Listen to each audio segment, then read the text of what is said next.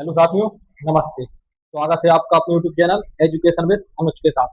साथियों, आज हमारी रहने वाली है पहले अध्याय की अंतिम क्लास, जिसमें हम बहुत ही महत्वपूर्ण क्वेश्चन पढ़ने वाले हैं। तो आप इस क्लास को बिल्कुल भी मिस मत कीजिएगा, ठीक है साथियों। तो हम आइए और आपको एक बहुत ही महत्वपूर्ण क्वेश्चन कराने जा रहे हैं, जो पेपर की दृष्टि से मतलब हर बार आता ही आता है, ठीक है। तो इस बार भी निश्चित ही आएगा, ठीक है। तो हम यहाँ लिख देते हैं जो हम सवाल कराने जा रहे हैं। वो उदाहरण का सवाल रहने वाला है, ठीक है साथियों। तो सवाल कौन सा रहने वाला है? उदाहरण का सवाल है। तो सवाल क्या है? सिद्ध कीजिए, सिद्ध सिद्ध कीजिए, सिद्ध कीजिए रूट दो एक अपरिमेय संख्या है। अपरिमेय संख्या है।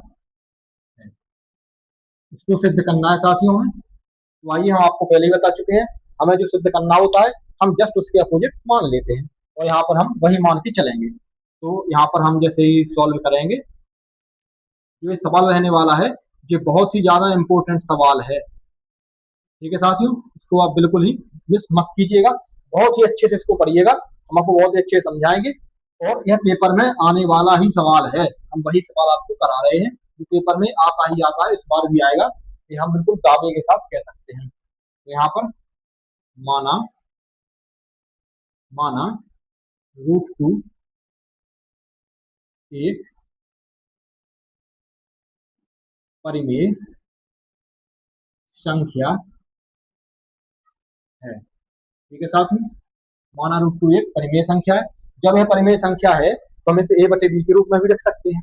साथियों, यदि आपने हमारी पुरानी क्लासेस या पिछली क्लासेस ना देखी हो तो अपने अवश्य देख लीजिए, आपको और अच्छे समझ में आएगा कि हम यहाँ पर जो क्या ऐसा क्यों लिख पा रहे हैं, ठीक है साथियों। तो हम रूट जो है ये, इसको हम ए बटे बी के रूप में लिख सकते हैं, ठीक है साथियों।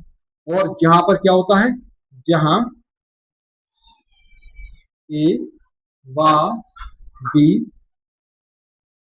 शह अभाज्य है, जहां ये उम्मीद क्या है, सहभाज्य है। B is not equal zero, b zero के बराबर नहीं है, ठीक है साथियों। हम ऐसा लिख लेंगे। अब हम इसके बाद क्या करते हैं? इसके बाद हम करेंगे यहाँ पर दोनों पक्षों का वर्ग। सब में करते आए हैं, इसमें भी करेंगे, ठीक है साथियों। तो अब हम यहाँ पर क्या करने वाले हैं? दोनों दोनों पक्षों का वर्ग करने पर, जैसे हम दोनों पक्षों का वर्ग करते हैं यहाँ पर, तो हमें क्या प्राप्त होता है? रूट दो है, इसका वर्ग करेंगे तो हमें दो प्राप्त हो जाएगा, और ए का स्क्वायर हो जाएगा हमें यहाँ पर, और यहाँ पर बी का स्क्वायर हो जाएगा, ठीक है। जब हम इसको बी को इस तरफ ले जाते हैं तो दो को हम यहाँ ले आ सकते हैं। कैसे?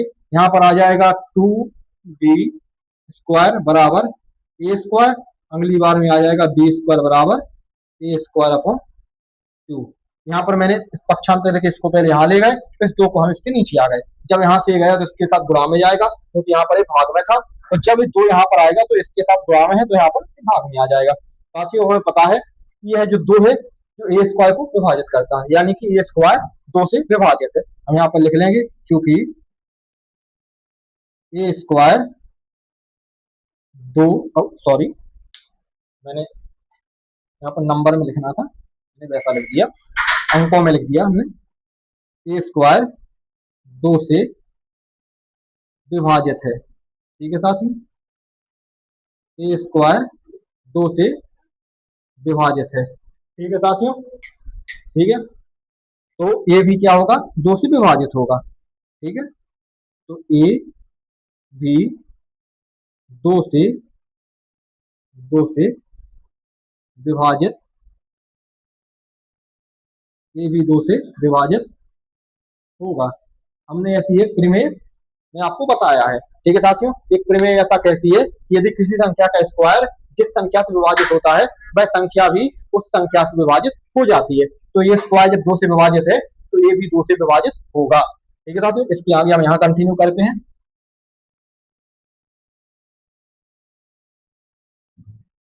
ठीक है। बोर्ड छोटा होने की वजह से ऐसा हम कर रहे हैं, बहुत ही जल्द हम एक नया बोर्ड लेने आ रहे हैं, जाएंगे, जो इससे बड़ा होगा तो हम उसमें पूरा सवाल आराम से लगा पाएंगे। ठीक है साथियों, और हम क्या करते थे पिछले सवालों में भी आप देखते आए हो, हम इसको समीकरण एक मान लेते थे। ठीक है साथियों, अब हम यहाँ पे एक नई संख्या मानेंगे। नई संख्या क्या मानेंगे, हमको पहले बता देते हैं।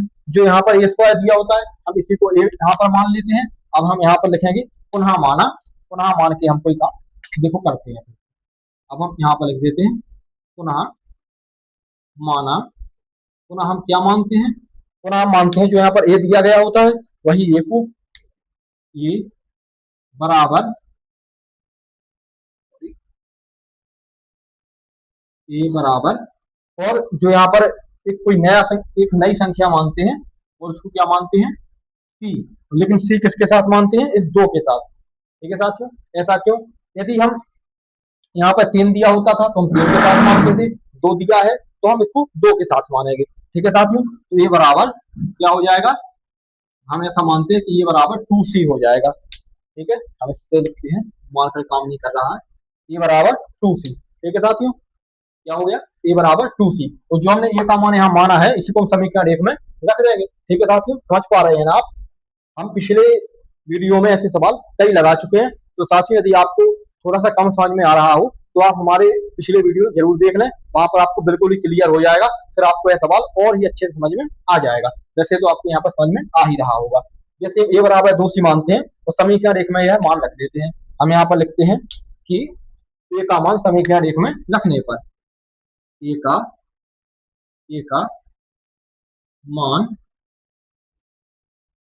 समीकरण एक में रखने पर, ए का मान समीकरण एक में रखने पर, जैसे हम समीकरण एक में ए का मान रखेंगे तो हमें क्या प्राप्त होगा, यहाँ पर हमें प्राप्त होगा बी स्क्वायर बराबर, ए का मान यहाँ से रखेंगे तो ए का मान दिया गया है दो सी का होल स्क्वायर, यहाँ पर नीचे क्या आ जाएगा दो। इसको हम जैसे और सोल्व करेंगे तो यहाँ पर आएगा बी स्क्वायर बराबर दो सी से यहाँ पर हो जाएगा चार सी स्क्वायर, यहाँ पर आएगा दो, इसको दो से इसको काट देंगे, दो बार कटेगा, यहाँ पर बी स्क्वायर बराबर टू सी स्क्वायर आ रहा है।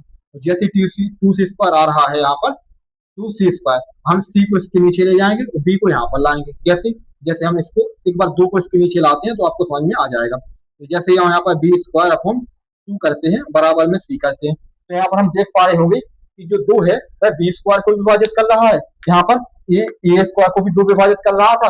और हमारे यहाँ पर मैंने लिखा है कि जहाँ ए और बी सहभाज्य है तो जो संख्या सहभाज्य होती है वह एक ही संख्या किसी दो को विभाजित नहीं करती है, क्योंकि को प्राइम नंबर अपने से ही कटते हैं। ठीक है साथियों, तो इसमें जो बता रहा है कि यह दो बी स्क्वायर को विभाजित कर रहा है, तो जो इसमें कुछ ना कुछ तुम्हारी गलती हुई है।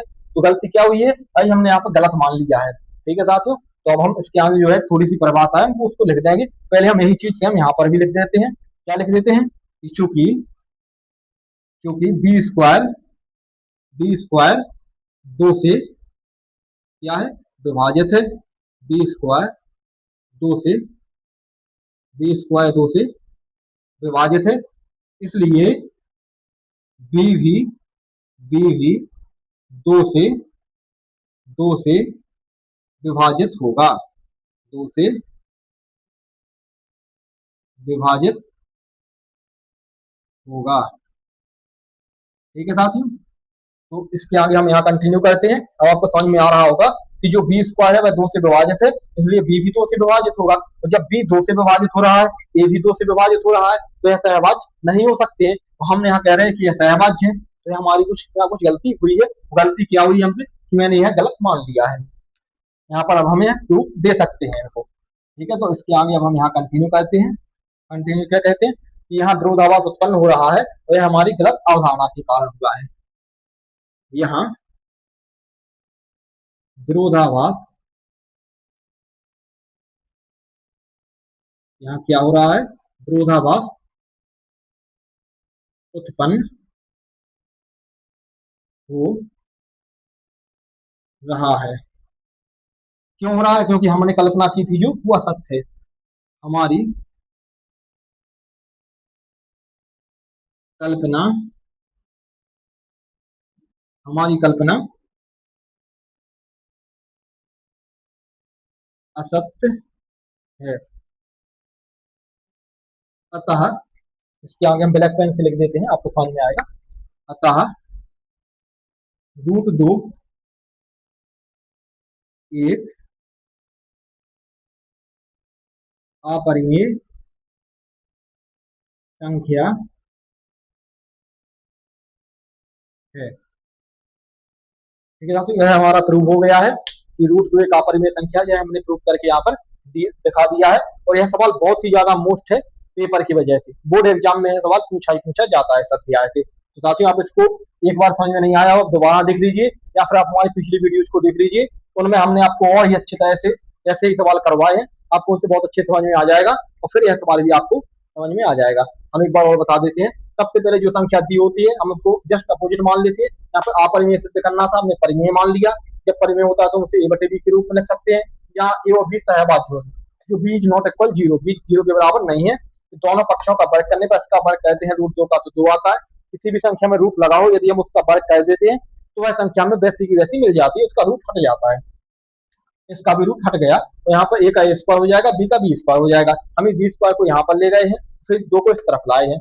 मैं समीकरण एक मान लिया है। हम यहाँ पर ए स्क्वायर में दो से भाग चला जाएगा, तो हम लिखते हैं कि ए स्क्वायर दो से विभाजित है, इसलिए ए भी दो से विभाजित होगा, यह एक प्रमेय कहती है। हम पुनः मानेंगे ए बराबर दो सी, इसमें एक पूर्णांक होता है जो। ठीक है साथियों, ए का मान समीकरण एक में रखने पर, जो समीकरण मैंने एक माना था, यहाँ पर मैंने ए का मान रख दिया, और जैसे ही मैंने लिखा तो बी स्क्वायर बराबर दो सी स्क्वायर, क्योंकि ए की जगह पे मैंने दो सी रख दिया, नीचे दो लिखेंगे। इसको जैसे हमने सोल्व किया तो यहाँ पर यह आ गया है बी स्क्वायर अपॉन टू बराबर सी। तो वह बी स्क्वायर भी दो से विभाजित है, तो बी भी दो से विभाजित होगा।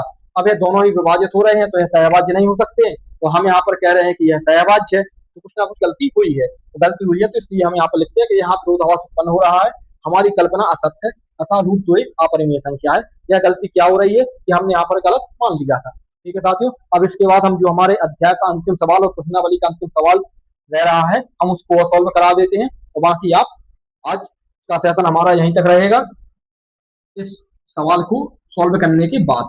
ठीक है साथियों, और जो हम कल से हमारा एक नया अध्याय प्रारंभ होगा, जिसका नाम रहने वाला है बहुपद। ठीक है साथियों, अध्याय दूसरा रहेगा। तो साथियों, यदि आपने हमारी पुरानी वीडियो को नहीं देखा हो तो आप उन्हें अवश्य देख लें, क्योंकि पता नहीं बोर्ड एग्जाम में सवाल कहाँ से पूछ लें, शायद उनसे ही सवाल आ जाए, क्योंकि मैंने कहीं पर भी एक भी सवाल आपका नहीं छोड़ा है। और यदि आपको यह वीडियो अच्छी लग रही हो तो आप लाइक कर सकते हैं, सब्सक्राइब भी कर सकते हैं, और और यह कंपलसरी नहीं कि आपको लाइक सब्सक्राइब करना ही है, किंतु आपको पढ़ाई कंटिन्यू करना है, यह जरूरी है। ठीक है साथियों, तो हम इसके आगे जो हमारी एक्सरसाइज का अंतिम सवाल रह रहा है, हम उसको और आपको कराए देते हैं, जो क्या है एक्सरसाइज, कौन सी है, एक्सरसाइज 1.3, एक्सरसाइज 1.3। और साथियों, आप यह सवाल स्क्रीन पर देख भी पा रहे होंगे। हमारा अंतिम सवाल हम यहाँ पर लिख देते हैं। यहाँ पर लिखा है कि सिद्ध कीजिए कि निम्नलिखित संख्याएं अपरिमेय हैं। इसमें हमारा तीसरा सवाल है, जो हम दो तक कर चुके थे, तो तीसरा सवाल है 6 प्लस रूट 2। ठीक है साथियों, तीसरा सवाल है 6 प्लस रूट 2। हमें इसको सोल्व करना है, या सिद्ध करना है कि यह अपरिमेय है। आपने सवाल देख लिया होगा, हम सवाल हटवा देते हैं। ठीक है साथियों, अब हम इसका जस्ट अपोजिट मानते हैं कि 6 प्लस माना माना 6 प्लस रूट 2 एक परिमेय संख्या है। इसका जस्ट अपोजिट मान लेते हैं, माना 6 प्लस रूट 2 एक परिमेय संख्या है।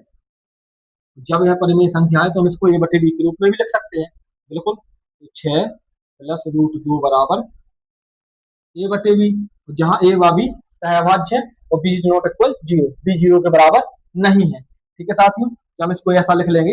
अब हम क्या करेंगे, इस 6 को इस तरफ ले जाएंगे, तो यहाँ पर हमारा क्या बचेगा, यहाँ पर बचेगा रूट 2 बराबर ए बटे बी माइनस 6। तो साथियों, हम देख पा रहे होंगे कि जो ए बटे बी माइनस 6 है, यह एक परिमेय संख्या है, और रूट 2 एक अपरिमेय संख्या, यह हमने पहले भी सिद्ध कर दिया था। यह परिमेय कैसी है, जब हम ए और बी का कोई मान रखते हैं और हम इसको सॉल्व करेंगे तो हमें कोई मान मिलेगा, हमें यहाँ सॉल्व करने की आवश्यकता है नहीं, तो कुछ ना कुछ मान मिलेगा जो हमें परिमेय होगा।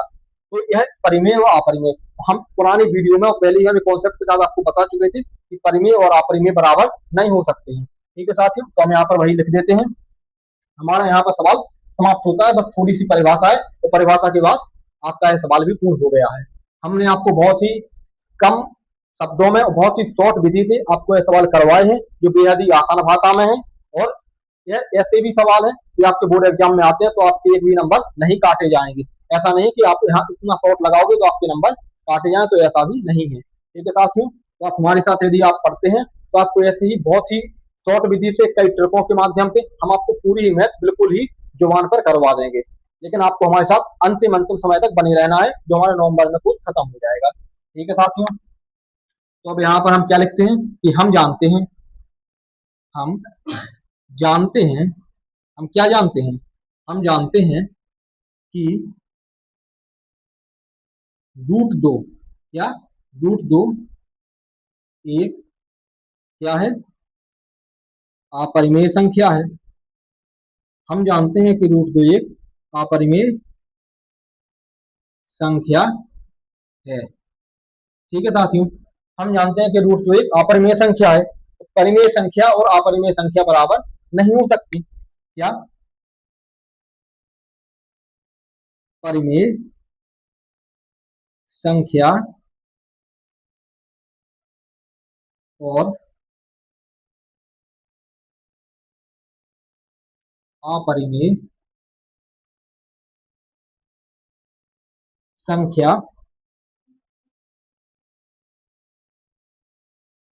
कभी बराबर नहीं होती है।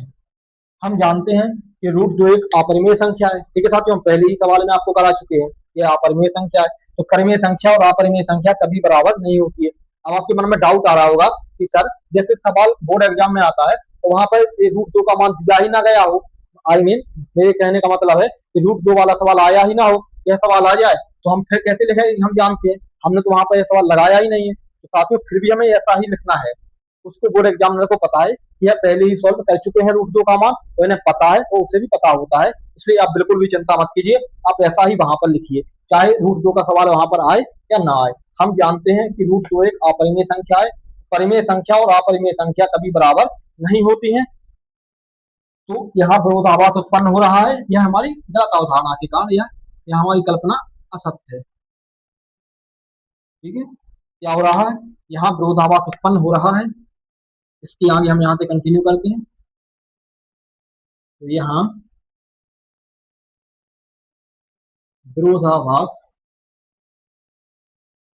यहाँ विरोधाभास उत्पन्न हो रहा है। तो क्या है, हमारी, हम सब में सेम क्यों लिखवा रहे हैं, क्योंकि आप लोगों को याद करने में दिक्कत ना हो, इसीलिए हम सब में यही चीज लिखवा रहे हैं। ठीक है साथियों, तो यदि किसी ने और कोई परिभाषा यूज की है या लिखवाई है तो आप कंफ्यूज नहीं होना है, हमें कुछ भी लिखना है। हम ऐसा बता देंगे कि जो हमने माना है वो गलत है, कोई लिख देगा कि हमारी कल्पना गलत है, कोई हमारी कल्पना असत्य है, हमारी अवधारणा गलत है, कुछ भी यहाँ लिख सकते हैं। लेकिन हम हर बार यही लिखवा रहे हैं क्योंकि आप लोग पहले भी ऐसी परिभाषा देख चुके हैं। तो हमारी कल्पना असत्य है, हमारी कल्पना क्या है, असत्य है। अतः अतः 6 प्लस √2 एक अपरिमेय संख्या है, एक अपरिमेय संख्या है। यह हमने प्रूव कर दिया है। ठीक है साथियों, तो आज हमारा चैप्टर समाप्त होता है और हमारे चैप्टर का अंतिम सवाल था। यह भी महत्वपूर्ण सवाल होने वाला है।